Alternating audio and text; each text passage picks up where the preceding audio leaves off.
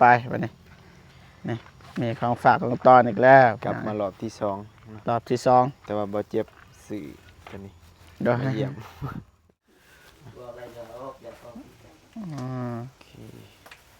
เถอะเถอะเถอะเถอะเอ้ย เอาอันนึง จบกินไว้ จบเบิ้งใส่บ่เป็นหยังชิมบ่ กิน ลองกินบ้าง ไปลองกินก่อน แซ่บนึง ช็อกโกแลตนี่ ขอบใจเด้อว้าวขอบใจเด้อขอบใจเด้อพอ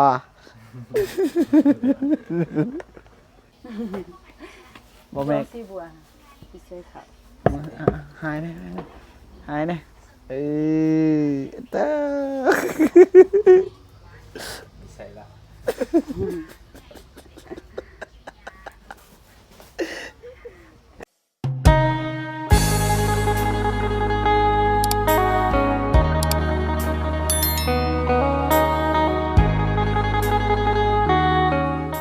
โอเคพอพี่น้องเนาะหลังจาก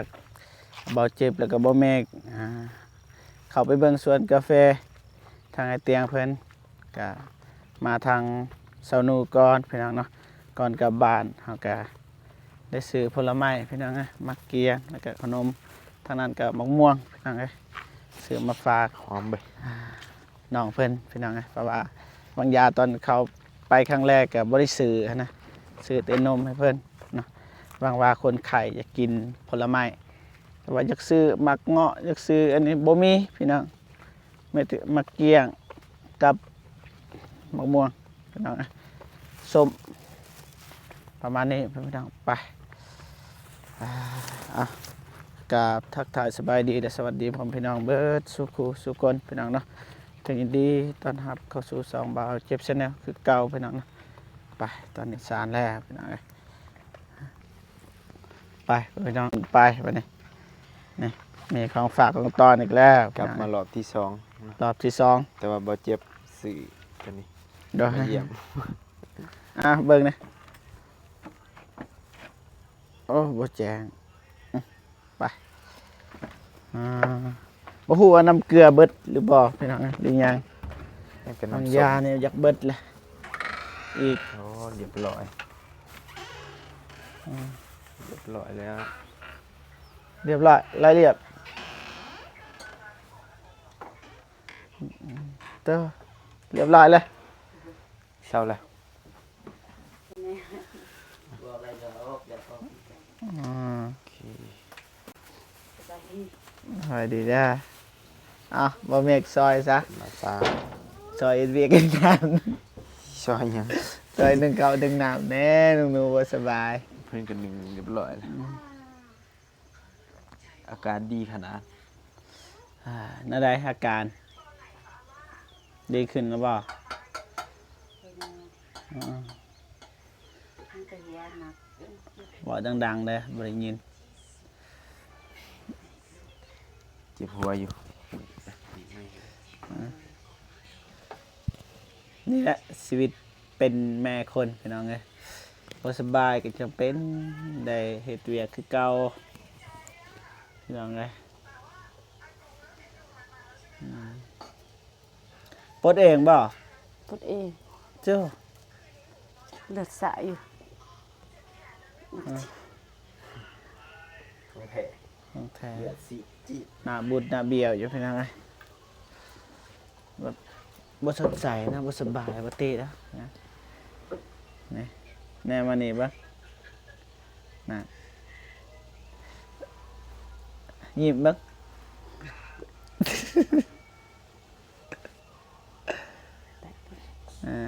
ได้ยังกินแรง ให้น้องชายไปซื้อผัก อันนี้ป่ะ เด้อ เด้ออาหารแรงผักกะหล่ำปีกับยอด ตำลึง หึ ตำลึง ตำลึงเจอตำลึงป่ะ ตำลึง เอิญตำนิน หลายคนอื่นต่างกัน อ่ะ แต่ก็พักเดียวกันนั่น นี่ผักอีสู้นี่บ้านเรา เด้อจะเอิ้นเนี่ยง สู้ อ่าอันนี้เอิ้นกะหล่ำปีน้องหนูลักจึงเอิ้นว่าจังไดภาษาลักจึง บ่มี บ่มีบ่ ปักสุคือกัน มื้ออื่นไปเฮ็ดเวียกได้บ่คิดว่าบ่เนาะ หัวคันไข่แน่หัวสิไปอยู่ ยังสิไปอีกบ่ คันว่าไข่แน่คันบ่ไข่แน่ก็บ่ได้ อ๋ ไป อพักผ่อนซะร่างกายเฮาสำคัญกว่าแต่บ่ตินี่เพื่อนี่ ถ้าว่าไข่จังไป เพื่อลูกนี่ ไป มาหน่อยๆครับ ต้องไป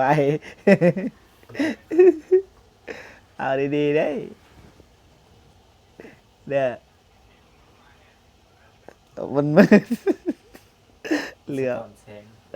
ร้อนแสงว่าเห็นบันไดเอาดีๆเด้พ่อแม่แกอย่าเฮ็ดได้คือมันนั่นรถขายครับสีงงเลยว่าไปว่ามานี่งงได้บ่เจ็บบ่เมกไม่รู้พูดอะไรไม่รู้เรื่อง กินแต่ผักเนาะสบายเนาะอย่างนี้เนาะให้ไปซื้อแต่ผักผักกาดผักกาดผักอะไรยังไหนอยู่ไหน สองอย่าง เราก็บ่ได้ซื้ออีกอย่างมาให้ ได้ด้วย ตอนนี้ยังบ่สบายปะว่าใครแน่นะ ยังแต่หัวบ่ทันไข่ อืม ยังเก็บ ไปป่ะโรงพยาบาล กินยาก่อนสั่งก่อน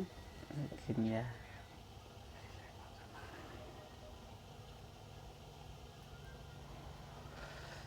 บ่จักสิซอยเจ้าแล้วสัน ได้แล้ว หืม ได้แล้วสัก ก็บ่ให้ลูกสาวนึ่งข้าวน อนแล้วเด้ นอนแล้ววันนี้ไปหาพ่อแม่แล้วเจ้า เราหายได้ มานี่ ไปว่า บ่เล่นติลูก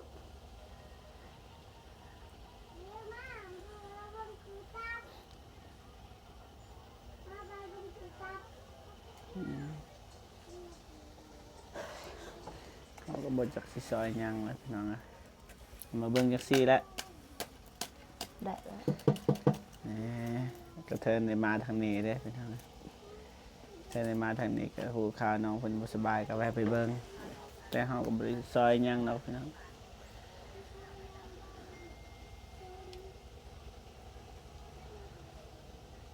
ก็บ่อยากได้นะ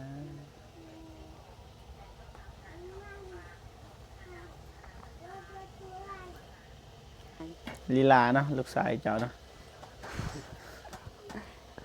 เลาะไตเลาะเนื้อ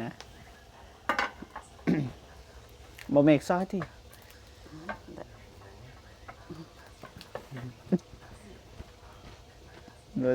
บ่ซอยตอนนี้สิซอยตอนใดตอนบ่สบายนี่แหละบ่เจ็บเสียดายขาจับกล้องซื้อทำบ่จับ ตัก กล้อง อะไรก่อนมีค่าตัก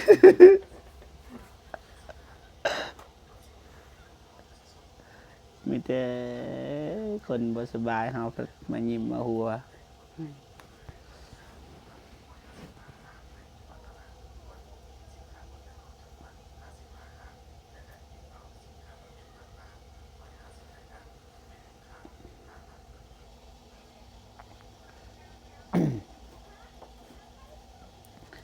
เริ่มไข้จักมื้อ ไข่เต็มมือคือ เริ่มแต่เมื่อคืนเลย ประมาณ7:00 ป้ายสิเข้า8:00น เมื่อคืนนี่ โดย ไปห้องหมอบ่ว่านอนเลย นอนเลยมันคือ พอดีตอนเช้าเขาก็มาส่งน้ำ ไปคลินิกเขาไปเอง อ๋อน้องพาไปบ่ โดยไปถ่าเราอยู่ลุมแต่นี้ไปเองไปกับลูกเขา ทมิดนี่ไปโดยตัวเองเลย โดย อ๋อเชื่อเจ้าอยู่ไปด้วยตัวเอง มาส่งน้ำแล้วก็จึงใหญ่มานอนอยู่นี่มาพักอยู่นี่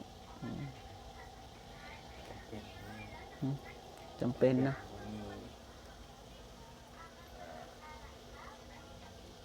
บ่มีผู้สวย เป็นบ่หยอกนั่งไงจะได้มันจะหาแล้วน้องไงอยากมีผู้ซอยก็ได้เอากับบ่อยากเว้าหลายเอาบ่แม่นยูทูบเบอร์หาครูยอมเลยเรื่องนี้พี่น้องเอ้ย หาเองนั่นแหละอันใดจะมีคนมาเบิ่งแยงดูแลลูกเต่าคือจังซี่แหละยามบ่สบายเนี่ยก็บ่มีคนพาไปดีได้ลูกบ่สอถ้าลูกสอนี่ให้นั่นแหละแง่ง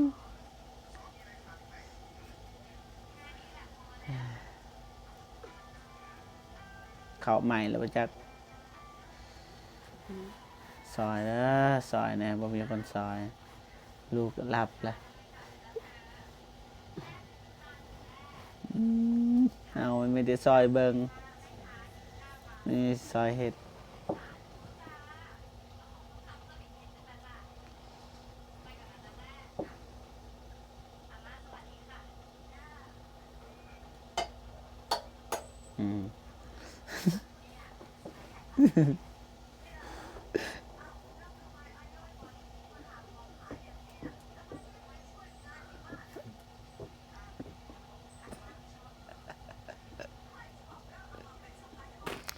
มากินขนมมานี่ กินบ่ลูก มานี่มาเอามานี่เอาไปเอาน้ำคนนี้ น้ำแซ่บเด้อลูก เอาแกะให้นะแกะให้เพิ่นนะมาไปกินเขาสิแกะให้หันไป ทุกคนเด้อ ทุไปทุนอนมาจ้า อยากนอนบ่ไปกินขนมไปเอาน้ำเพิ่นไปเอานันทบาวไว้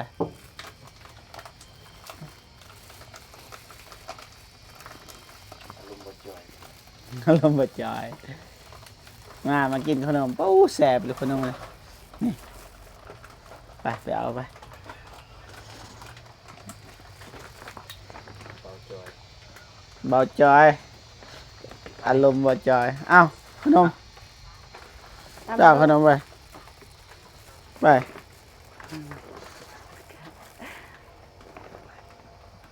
แซ่บเล่น ไปเอาไปเด้มา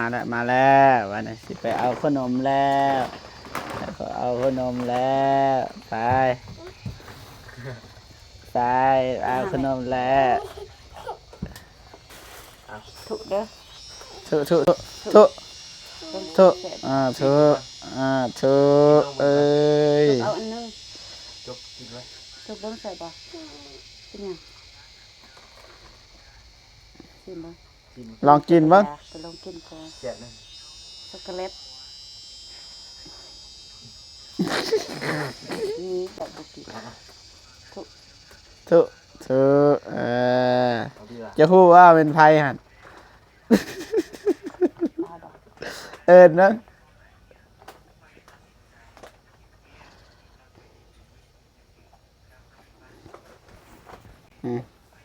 ขอบใจเด้อว้าวขอบใจเด้อพอ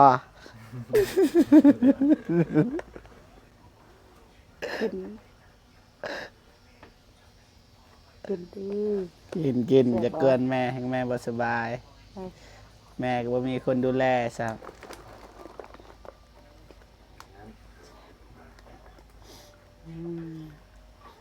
คนยากระทึกทรงนำนะกินแซ่บบ่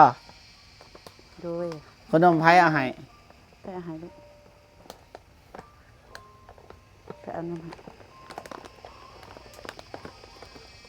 ไปหาบ่าวไปอยู่หันไปอยู่บ้านนอนไป กินเลยไปหาเอ็ดกินเลยก็บ่ใส่ได้อสุดๆนี่ แซ่บบ่ โดย แซ่บบ่แซ่บ ใช่ปะดูเลย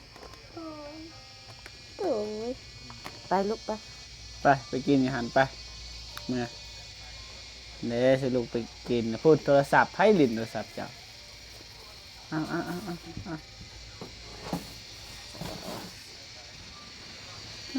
หมอใหม่เบิดเลย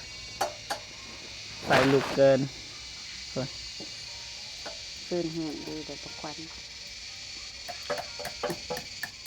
น้องหนูหายป่ะ เออ เหลือใจ ใจบ่ใส่ทาน จังไงคืนก็เบิดละ ใส่ฟืนมันเบิดก่อนเนาะ เด้อ นั่นนั่นแหละประจัด ประหยัดไว้จังไงยามฝนตกไปหาคืนบ่ได้ มื้อนั้น คิด น้อง ดี ว่าเป็นหยังน้องหนูคือบ่ใส่ทานทั้งที่ FC ซื้อให้คือน้องเพิ่นว่าประหยัดไว้นะเพราะว่าจะน้อยมันเข้าหน้าฝนแล้วมันหาฟืนยากก็เลยต้องใส่ฟืนก่อน ดอกดีนะ ทาน ความคิดดี แต่บางคนเพิ่นก็เบาอยู่ว่าน้องเพิ่นก็น่าจะประหยัดไว้อยู่ เออ เพราะว่าฟืนก็บ่ได้หลายปานใดพี่น้องใส่ประมาณเดือนก็เบิดนะ ดอก เพราะว่าเขตนี้มันบ่ได้ไกลสวนยางปานใดนะ รู้จักดีเนาะ ถ้านี่บ่มีคืน บ้านเองเด้ มาเองว่าเออเอา เป็นปลาหยาซื้อ ได้ปลาหยาอยู่หน้าฝนนี่นะ ได้ ก็เลยน้องเพิ่นประหยัดทานไว้ เลยได้ ใส่หน้าฝน เออโอเคเข้าใจแล้วเข้าใจแล้วว่า น้องระเว้าสุภาพ เราว่ากี่ยินอยู่น้องคนเราประหยัดยามฝนพุ่นละบ่มีฟืนอิหยังก็มาใส่นั่นแหละเบิดนี้เพิ่นก็ว่าสิใส่ถาด ให้น้อยฝนก็ตกนะ เข้าใหม่แล้วบ่จัก ยังว่า ยัง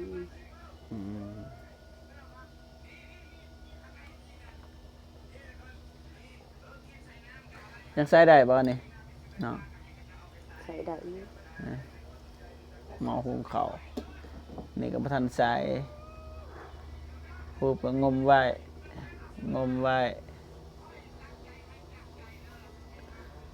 ตู้เย็น ตู้เย็นล็อกไว้บ่ตู้เย็น บ่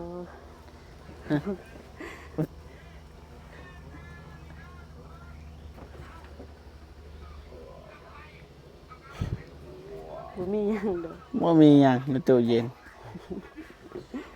อ่ะ แต่จะซื้อมื้อนั้นล่ะ นี่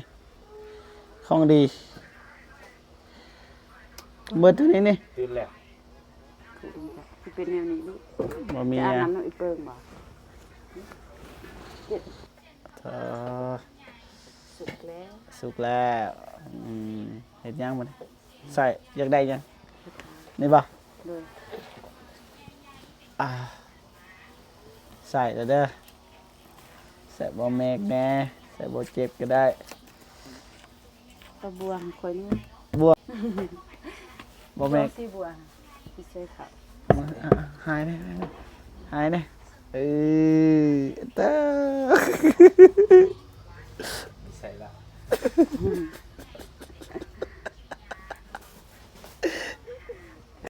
ยังเลยแต่ละมือแต่ละเว้น เป็นนี้ถามมันจะเป็น แซวลิ้นนี่สิพี่น้องเอ้ยอย่าดราม่ากันเด้อพี่น้องบ่สบายกันยังเฮ็ดเวียกพี่น้องเบิดซ้ำนี่นะเป็นแม่คนก็ได้บ่เฮ็ดมันก็คือว่านะพี่น้องเราต้องเฮ็ดนะ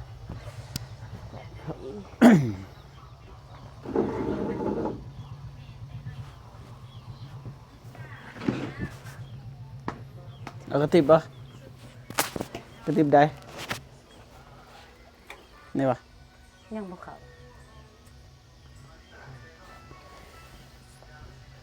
ติดล่างไว้อีกตกใส่ ยังหน่อยเดียว เสกเบิ่งดีๆเด้อเสกเบิ่งดีๆเด้อ ข้าวอุ่นตอนใส่ อืม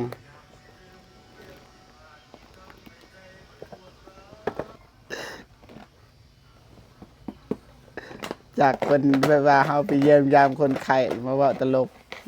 บ่แม่นแนวเลยบ่เจ็บนี่บ่อยากให้เศร้านะพี่น้องเอ้ยนี่แหละเบาเจ็บพี่น้องตัวตนน้ำซอยก็ซอยน้ำหยอกก็หยอกน้ำเห็ดก็เห็ดน้ำกินก็กินนี่คือตัวตน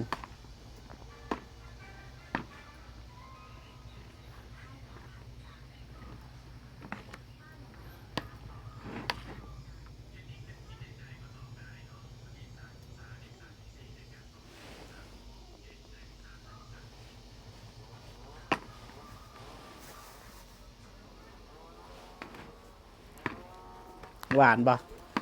หวานบ่มะม่วงหวานบ่หวานบ่ไผซื้อให้ไผซื้อให้ฮู้บ่แล้วฮู้ว่าไผซื้อให้แน่จอยมาแล้วนี่จอยลุกมาแล้ว กิน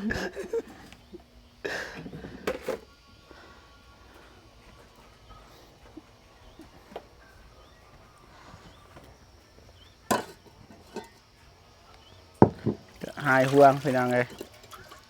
นี่จะนอนแล้วทางนี้ก็เลยหายห่วงพี่น้องชนิดเบิ่งแบบหนักขนาดแบบคุยไปคุยมาก็ใครแน่แหละตามเบิ่งแต่ว่าหัวยังเจ็บอยู่แต่ว่าทางกายก็เฮ็ดได้เฮ็ดไปก่อน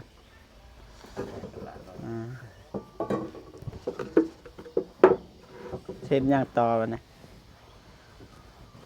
กิน เฮ็ดกินดีบ่เฮาสิบ่ท่าเบิ่งนะบัดนี้พี่น้องเอ้ยให้น้องเพิ่นเฮ็ดให้ลูกก็ให้จังน่ะชูข้าวหมอจอยแฮงบ่ยอมไผเด้อกันหิวลิตรจับเซ้ยตอนนี้บ่ทันหิวเด้ได้กินขนมนะ กินอะไรกิน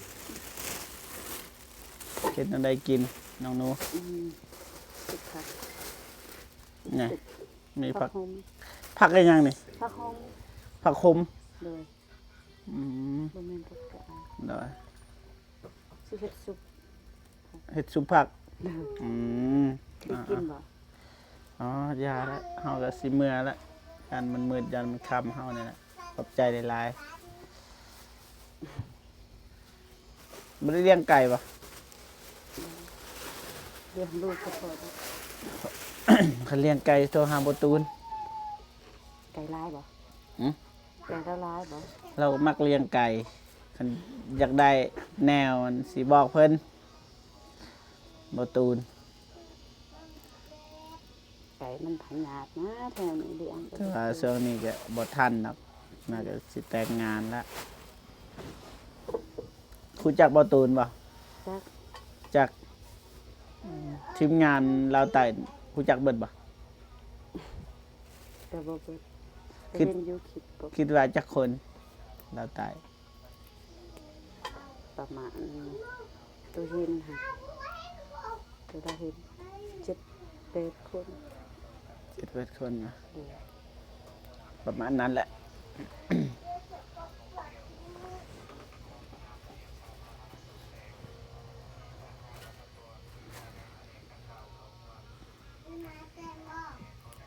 ได้เยอะ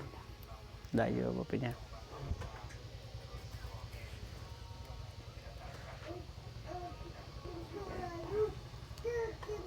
อยากซอยอยู่แต่ว่าเฮ็ดบ่เป็นบ่แม่เคยเฮ็ดว่าสุผัก บอกแต่แม่เห็น อ๋อตอบถูกอยู่คิดว่าตอบผิด เคยเห็น อ่ บ่ค่อายได้เห็ด บ่ค่อยได้เฮ็ด ครอบครัวนี่ได้ส่วนหลายก็ คันอยากเลือกคู่ชีวิตนี่เลือกแบบใดเจ้าสิเฮ็ดให้เขากินบ่หรือว่าเมียเฮ็ดให้กิน ตามเจ้าคิดอะนะ ส่วนหลายกับเมีย คิดแบบนั้นบ่เจ้าก็สิหาเงินเนาะประมาณนั้น ห หาเงินแล้วก็ซื้อแนวกินแล้วก็ให้เมียเฮ็ด ใช่แล้ว มัน ประมาณนั้น ประมาณนั้นเพราะว่า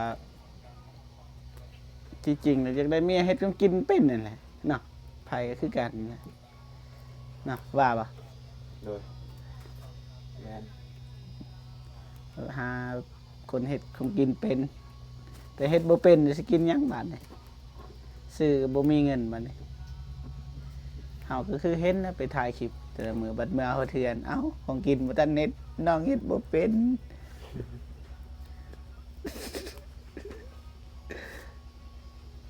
บ่มีสละปานใดเด้อพี่น้องเด้อคลิปนี้เด้อมายามน้องเพิ่น เนาะ มา ย่ามอีก2ที่2ก่อนสิกลับ มาก่อนสิกลับเฮาก็มายาม แต่ว่ากันนะเสร็จรถบ่เจ็บไปโรงพยาบาล แม่นคิดว่าสินั่นแหละห้ามเพิ่นขึ้นรถน่ะแต่ว่าเพิ่นก็รู้สึกว่าดีขึ้นน่ะ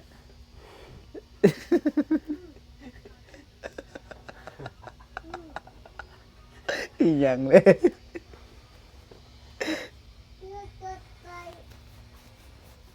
เปิดสบายเพิ่นกิน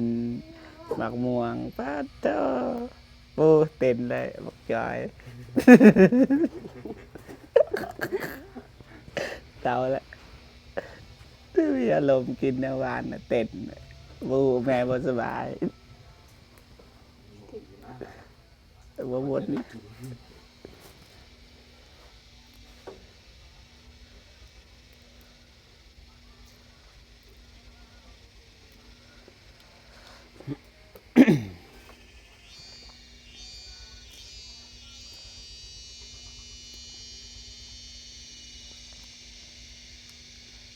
อากาศดีได้มื้อนี้เด้อฝนบ่ตกทางนี้ก็ฝนจางปางยามแรงเป็นยังไง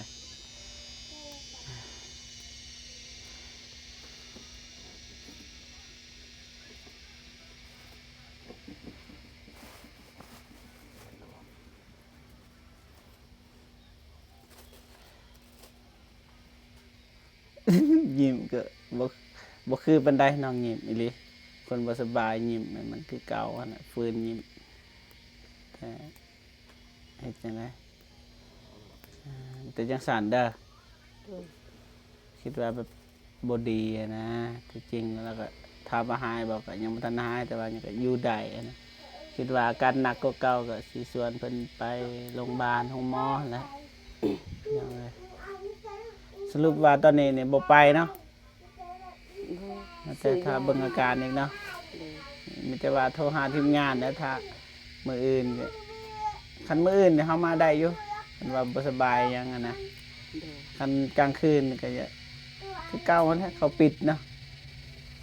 เขาปิดโอ้โหไปสงสัยกับบัดนี้จังซั่นแหละเด้อหายไว ใจละ ๆ ลาย เป็นกำลังใจให้ ใจละลาย นั่นแหละมาส่งคืนวันนี้ส่งคืนไม่อายมันไม่อายดอกไม่บ่เมฆพี่น้อยยืมบ่เมฆเพิ่นไปบ่เมฆครับกลับบ้านนะเด้อขอบใจหลายๆสู้ๆสู้ๆบ๊ายบาย บ๊ายบายเมื่อกันเด้อ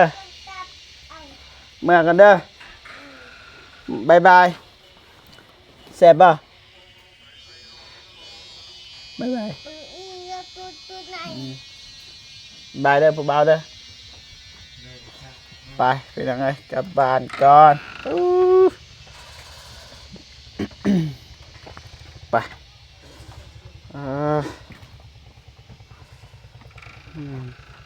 โอเคพี่น้องเนาะบ่เจ็บขออนุญาตกลับก่อนพี่น้องเนาะเจอกันอยู่ท่าแตงคือเก่าเนาะไปพักไปพรก่อนเนาะแต่ว่าขออนุญาตเดินทางไป